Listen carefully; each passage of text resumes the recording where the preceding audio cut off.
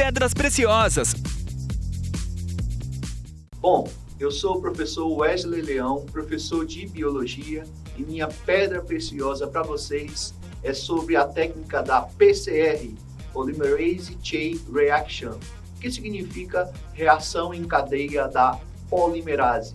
Essa técnica foi desenvolvida pelo bioquímico americano Karen Milles na década de 80. E nessa técnica ele criou uma possibilidade de se replicar o DNA em laboratório. Nessa técnica são utilizados tubos de ensaio de 0,2 microlitros, onde vão ser adicionados água, o DNA que foi extraído ali da sua amostra. Você vai colocar também cloreto de magnésio, que funciona como cofator da enzima chamada TAC polimerase, que é a enzima que replica, faz milhares de cópias do DNA. Esse TAC vem de uma bactéria chamada de termos aquáticos, ok? Adicionamos ainda uma solução tampão que vai manter equilibrado o pH da reação. Os DNTPs, que são nucleotídeos constando adenina, guanina, citosina e timina. E adicionamos também o primer, que é o iniciador, um pequeno oligonucleotídeo que vai servir de ancoragem para essa TAC polimerase. Esses reagentes vão formar um volume de solução de 10 a 50 microlitros.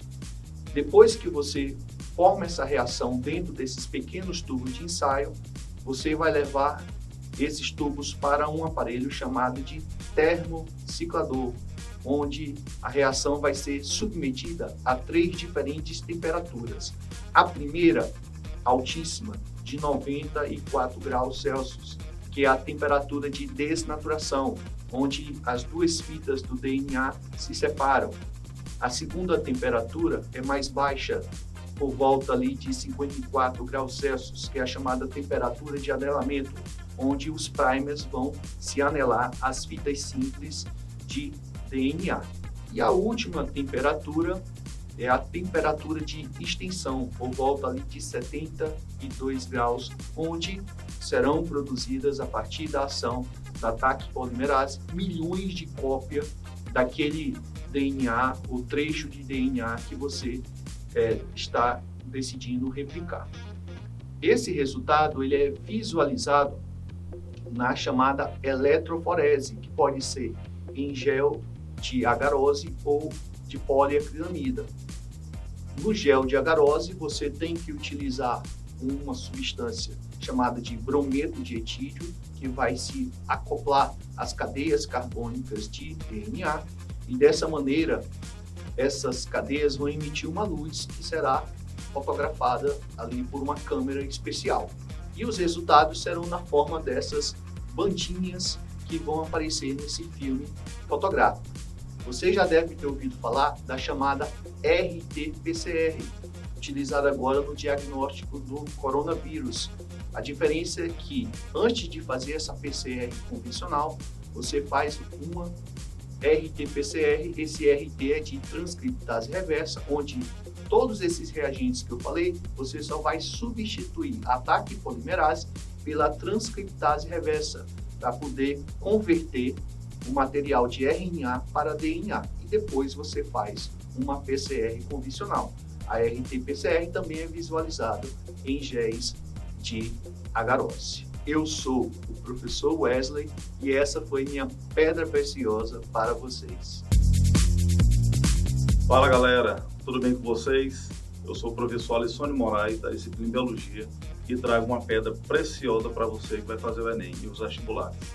Está todo mundo ouvindo falar na corrida mundial para a produção da vacina contra a Covid-19. Todo mundo querendo se imunizar. Então a dica é nesse sentido. Muitos alunos se perguntam qual a diferença de soro e vacina. Então se liga, a vacina ela é um tipo de imunização ativa. O soro é um tipo de imunização passiva. A vacina, o antígeno, que é o agente causador da doença, ele é morto ou enfraquecido em altas temperaturas, ou então partes dele é colocado dentro de um líquido e introduzido no organismo. Não vai acontecer nada, não vai gerar doença e problema algum para a pessoa. Porém, vai estimular o organismo a produzir um anticorpo específico contra aquela doença. Porém, o soro não.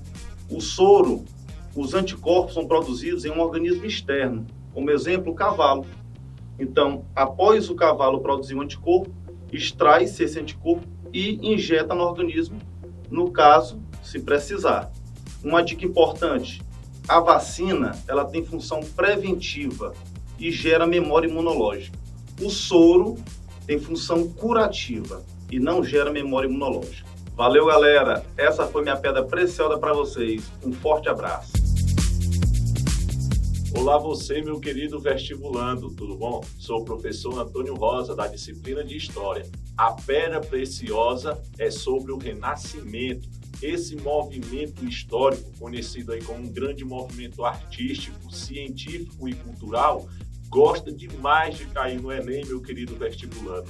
E sobre o Renascimento, atente-se bem ao contexto histórico que inicia entre o século XIV até o século XVI.